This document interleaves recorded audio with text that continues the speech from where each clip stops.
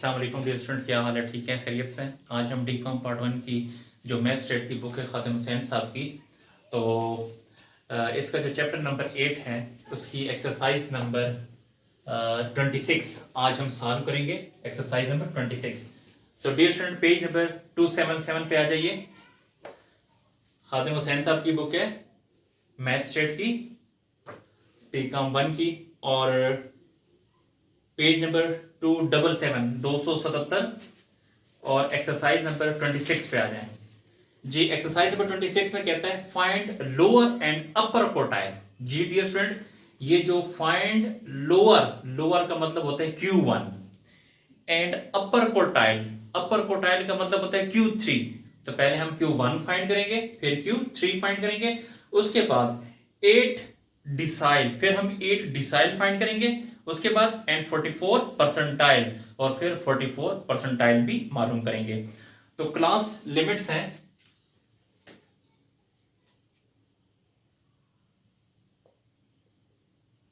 Class limits में 0 to 4,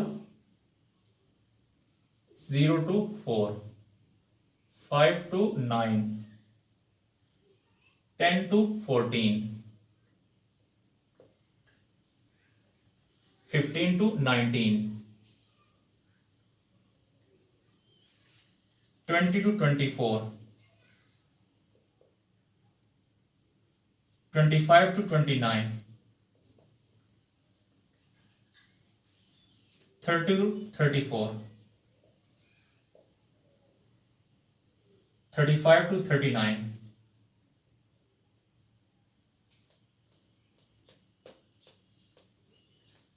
1 2 3 4 5 6 7 8 जी। उसके बाद फ्रीक्वेंसी है, तो फ्रीक्वेंसी आपने यहां लिखनी है 4 5 9 11, 4 5 9 11, 16 25, 4 5 9 11 16 25,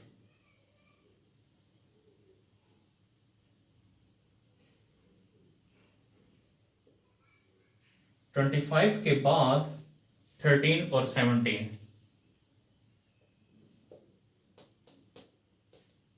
जी।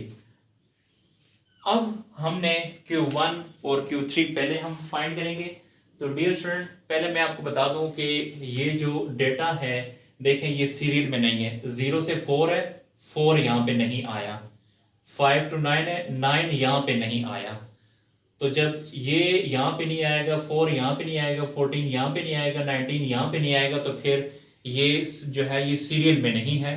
तो ये डेटा सीरियल में नहीं है, इसलिए इसकी क्लास बाउंड्री फाइंड हम करेंगे। तो क्लास बाउंड्री, पिछले क्वेश्चन में आपको बता चुका हूं काफी दफा।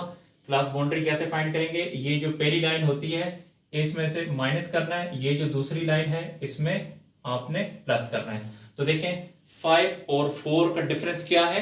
1 है। 1 को आपने 2 पे डिवाइड करना है, 1 को 2 पे डिवाइड किया तो 0.5 आ जाएगा आपके पास। अब 0.5 जो है इस लाइन में से माइनस करना है और इसमें प्लस करना है जी। कैलकुलेटर ने और कैलकुलेटर पे करें जी सारा डेटा। अच्छा देखिए, अब ये तो 0 एज इट इज 0 आ जाएगा। 5 में से 0.5 को माइनस करें तो 4.5 आएगा। 10 में से 0.5 को माइनस करें तो 9.5 आएगा। 15 में से 0.5 को माइनस करें तो 14.5 आएगा। 20 में से 0.5 को माइनस करें तो 19.5 आएगा। 25 में से 0.5 को माइनस करें तो 24.5 आएगा।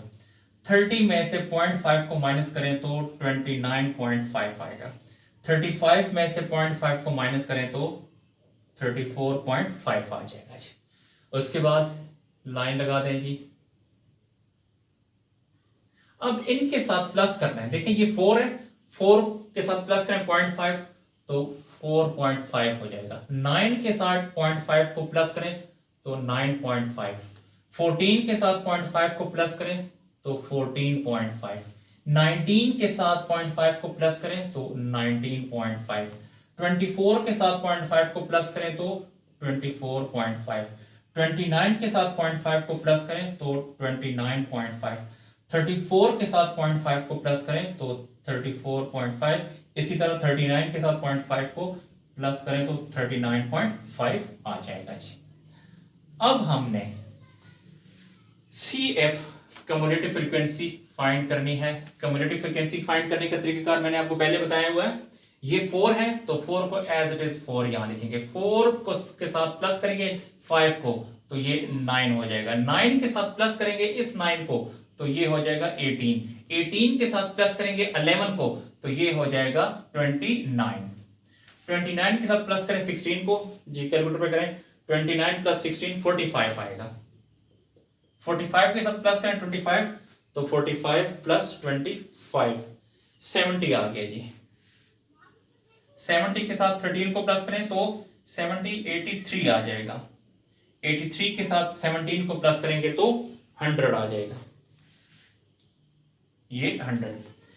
डियर स्टूडेंट ये जो n है, ये जो 100 है ये n हो जाएगा। अब हमने सबसे पहले रिक्वायरमेंट के मुताबिक इसने कहा है जी lower quartile, lower quartile find करना है। लोअर क्वार्टाइल का मतलब होता है Q1, तो सबसे पहले आपने Q1 का ग्रुप फाइंड करना है। तो Q1 का ग्रुप देखें, Q1 का ग्रुप क्या होगा n/4, तो ये जो n है, n यहां पे कितना है 100/4 तो ये आ जाएगा 25। अब 25 को इस CF में देखना है, 25 देखें इसमें आएगा क्योंकि 18 में नहीं आ सकता, 29 से पहले 25 आ रहा है तो इसके सामने ये जो 11 है ये F हो जाएगा, इसके सामने ये जो है ये L हो जाएगा और इसके ऊपर जो है ये C हो जाएगा। पहले भी काफी दफा डियर स्टूडेंट मैं आपको बता चुका हूं ये। अब हमने Q1 का फार्मूला लिखना है, तो Q1 का फार्मूला L प्लस H/F, उसके बाद n/4 माइनस C, जी ये Q1 का फार्मूला है।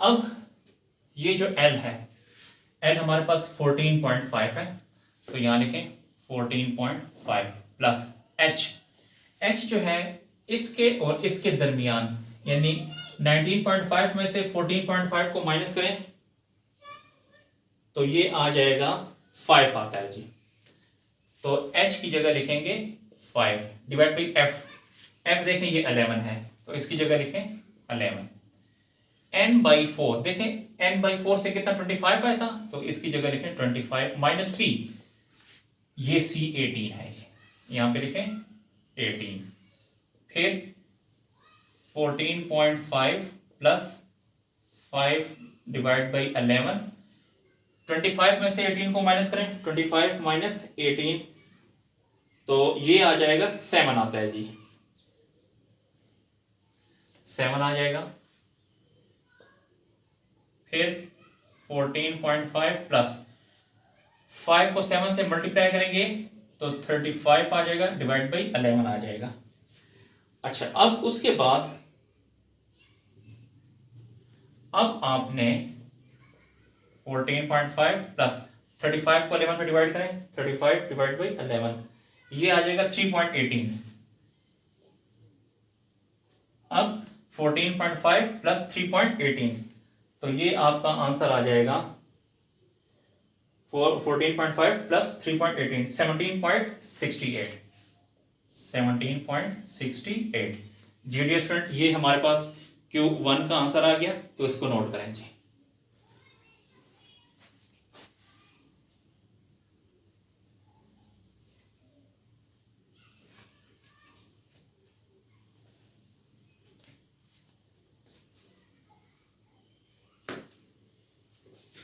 डियर स्टूडेंट अगर आपने इसको लिखना है तो वीडियो को रोक के और जूम करके आप इसको लिख सकते हैं। तो अब हम Q3 मालूम करने जा रहे हैं, यानी अब इसने कहा था कि लोअर क्वार्टाइल फाइंड करें, तो lower quartile mean Q1 find कर लिया हमने। अब उसके बाद इसने कहा है कि अपर क्वार्टाइल फाइंड करें, अपर क्वार्टाइल का मतलब है Q3, तो अब हम Q3 फाइंड करने जा रहे हैं। तो Q3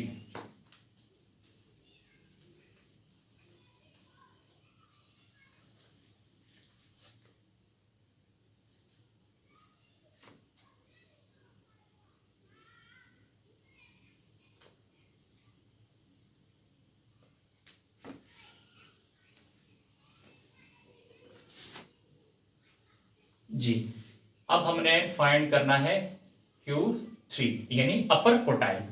तो वैसे आम रूटीन में क्वार्टाइल के लिए n/4 लिखते हैं, लेकिन इसके साथ अब आपने 3 लिखना है क्योंकि ये 3 है। अगर यहाँ पे फर्ज करें कि Q5 आता है तो 5n/4 लिखेंगे।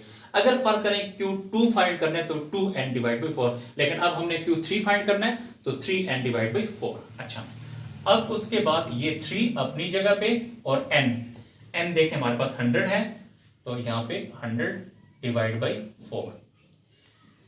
3 को 100 से मल्टीप्लाई करेंगे 300 आएगा। 300 को अगर हम 4 पे डिवाइड करें, 300 डिवाइड बाई 4 तो 75 आता है जी, 75 जी, ये हमारा ग्रुप है। अब हमने Q3 फाइंड करना है यानी अपर क्वार्टाइल। तो Q3 का फार्मूला लिखें L प्लस H/F, और यहां पे लिखेंगे 3n/4 माइनस C।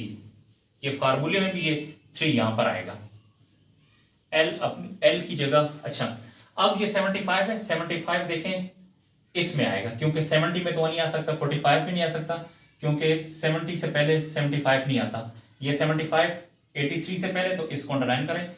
इसके ऊपर जो होगा ये C हो जाएगा, इसके सामने ये F हो जाएगा, इसके सामने ये L हो जाएगा।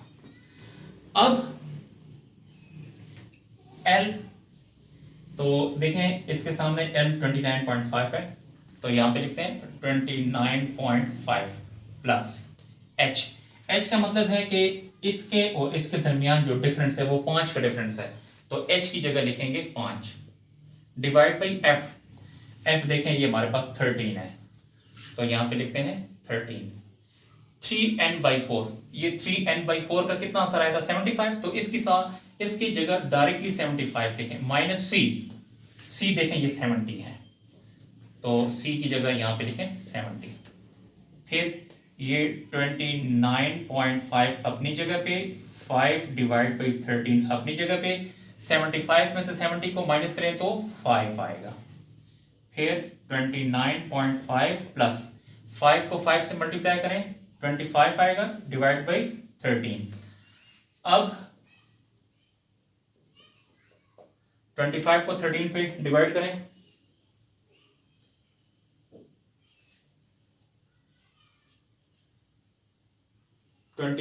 डिवाइड बाई 13 जी, ये आ गया 1.92। अब 1.92 को प्लस करें 29.5 से, ये आ गया 31.423। 31.423। चलिए जी डियर स्टूडेंट, इसको नोट कर लें। ये अपर क्वार्टाइल यानी Q3 हमने फाइंड कर लिया है। इसके बाद ये आप डियर स्टूडेंट नोट करें, तो उसके बाद रिक्वायरमेंट के मुताबिक इसने मांगा है हमसे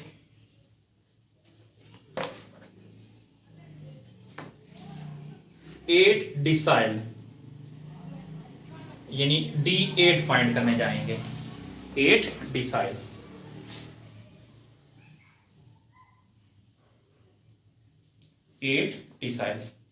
जी नोट करें इसको।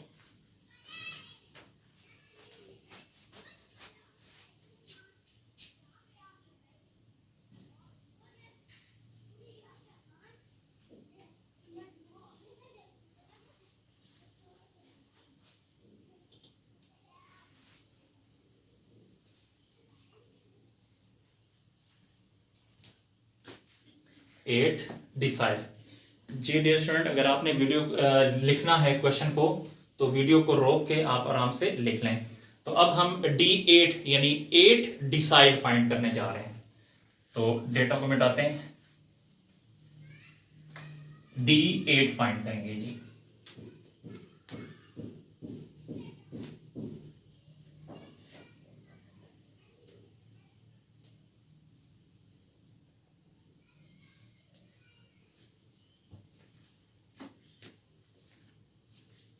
जी अब हम फाइंड करेंगे D8। तो पहले आप D8 का ग्रुप फाइंड करें। D8 का ग्रुप देखें डियर स्टूडेंट, आपको याद होगा मैंने कहा था जो डी से मुराद डिसाइल है, यानी डिसाइल से मुराद 10 है, तो यहां पे लिखेंगे n/10, लेकिन ये डी के साथ 8 लिखा है तो n के साथ लिखेंगे 8। अगर आता है परसेंटाइल यानी p आता है तो p की जगह हम यहां पे 100 लिखते होते हैं। तो 8 अपनी जगह पे, n यहां पे देखें हमारे पास 100 है, तो ये 100 डिवाइड बाई 10, तो 8 को 100 से मल्टीप्लाई करेंगे तो 800 डिवाइड बाई 10, तो ये आ जाएगा 80 आ जाएगा जी। 800 को अगर आप 10 पे तकसीम करेंगे, डिवाइड करेंगे, तो हमारे पास आ जाएगा 80। अच्छा, अब उसके बाद अब देखते हैं कि 80 कहां पे आता है। देखें यहां पे 83 में आता है, क्योंकि 83 से पहले 80 है, तो 83 के ऊपर क्या हो जाएगा c, इसके साथ ये f, इसके सामने जो है ये l हो जाएगा। तो दोबारा अब हम फार्मूला लिखते हैं D8 का, तो यहां पे लिखते हैं D8 यानी 8 डिसाइल फाइंड करेंगे। फार्मूला उसी तरह ही होता है L plus H/F n/10 minus c, लेकिन n के साथ ये 8 लिखना है आपने, जो यहां पर होगा वही यहां पे भी लिखना है। अगर यहां पे फर्ज करें D7 है तो यहां पे 7n और यहां पर भी 7n, अगर फर्ज करें कि D6 है तो 6n और यहां पर भी 6n, यहां पर भी 6। उसके बाद अब L हमारे पास 29.5 है, तो L की जगह लिखें 29.5 प्लस H, 29.5 माइनस 34.5, यानी इन दोनों का जो डिफरेंस है वो 5 है, तो H की जगह 5 आएगा, डिवाइड बाई F देखें हमारे पास 13 है, तो F की जगह लिखें 13। फिर उसके बाद 8n डिवाइड बाई 10, देखें 8n डिवाइड बाई 10 इसका आंसर क्या आया था 80, तो इसकी जगह आप डायरेक्टली 80 लिख सकते हैं। फिर C है, C देखें हमारे पास 70 है यहाँ पे, तो C की जगह लिख लें 70। उसके बाद 29.5 प्लस ये 5 डिवाइड बाई 13, 80 से 70 को माइनस करेंगे तो हमारे पास 10 आ जाएगा, यहाँ पे लिखें 10।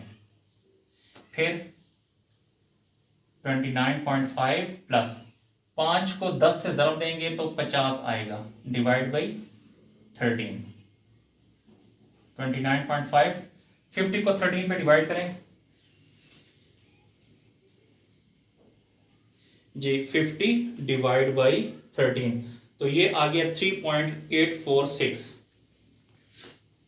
3.846। अब आप लोग 29.5 के साथ प्लस करें 3.846 जी, कैलकुलेटर पे प्लस करें, कैलकुलेशन बहुत ध्यान से किया करें। 29.5 प्लस 3.846, 33.346, 33.346 जी, ये हमारा आंसर आया है 8 डिसाइल का जी। डियर स्टूडेंट नोट करें इसको। इसके बाद फिर हम आगे जो रिक्वायरमेंट है उसको हल करते हैं।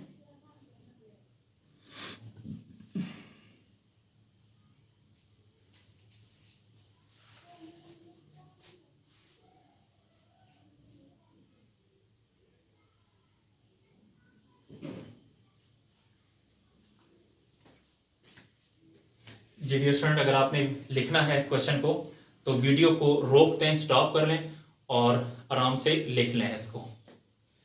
तो अब हम आगे इसकी जो रिक्वायरमेंट है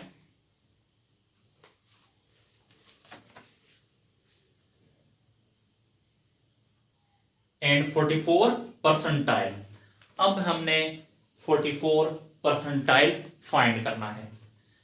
तो जी मिटा दो डियर स्टूडेंट, चलें ठीक है जी।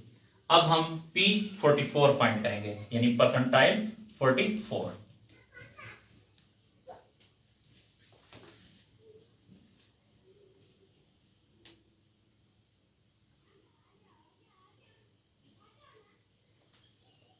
जी 44 परसेंटाइल यानी P44 फाइंड करेंगे। तो सबसे पहले आपने इसका ग्रुप फाइंड करना है। तो मैंने आपसे कहा था डियर स्टूडेंट कि जब p होता है तो डिवाइड बाई 10 होता है, तो n बाई 10, लेकिन n के साथ अब आपने 44b लिखना है।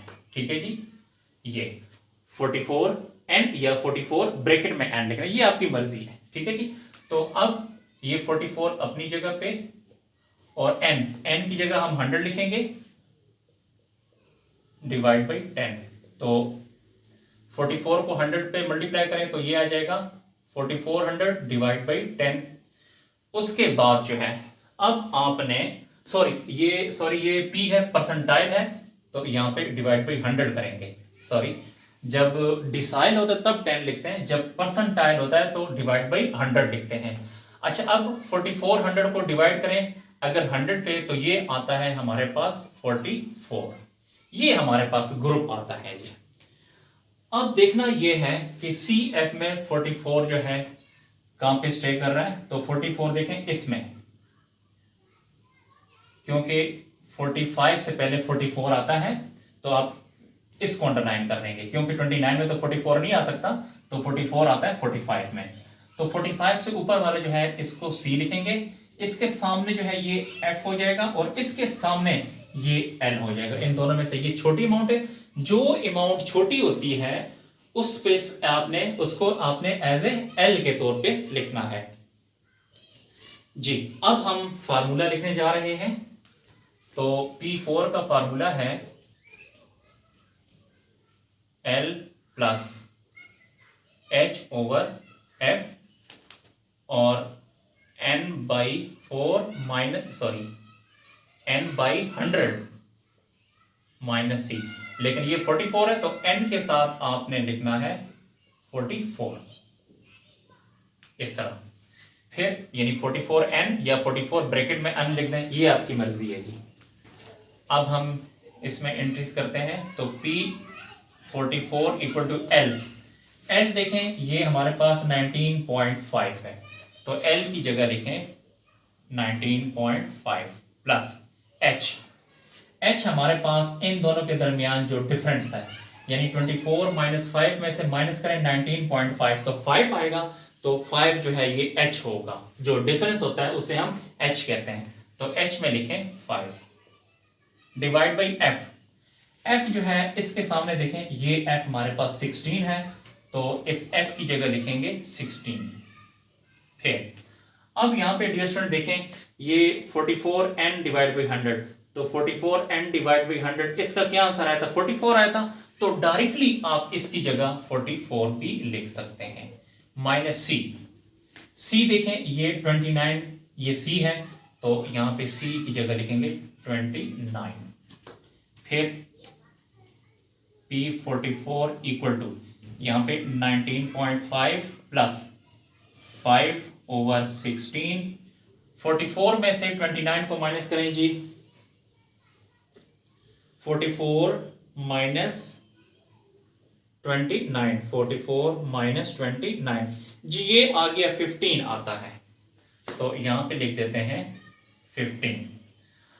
अच्छा, उसके बाद ये P44 इक्वल टू 19.5 को अपनी जगह पे लिखें, प्लस इस 5 को 15 से मल्टीप्लाई करेंगे तो ये आ जाएगा 75 डिवाइड बाई ये वाला 16।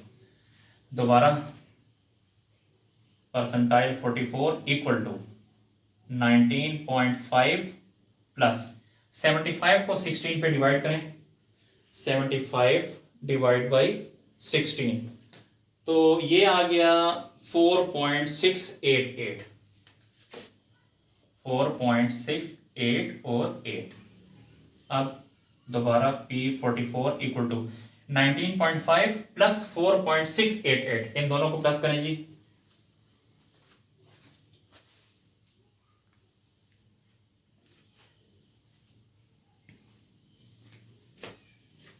.5 प्लस 4.688 जी, ये हमारा आंसर आता है 24.188 और 8 जी। डियर स्टूडेंट, ये हमारा आंसर है।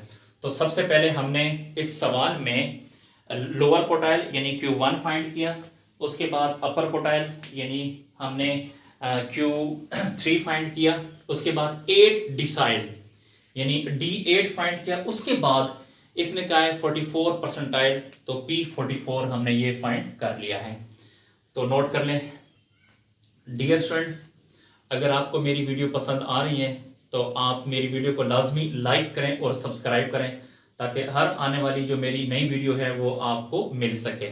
इसके अलावा आप इन वीडियोस को अपने दोस्तों के साथ भी लाजमन शेयर करें, ताकि उनको भी इन वीडियो से, इन एक्सरसाइज से फ़ायदा हो सके। अगर आपको क्वेश्चन में कहीं पे समझ नहीं आती या अगर कोई पॉइंट आपने मुझसे पूछना है तो आप कमेंट सेक्शन में जाके मुझसे पूछ सकते हैं। जी शुक्रिया।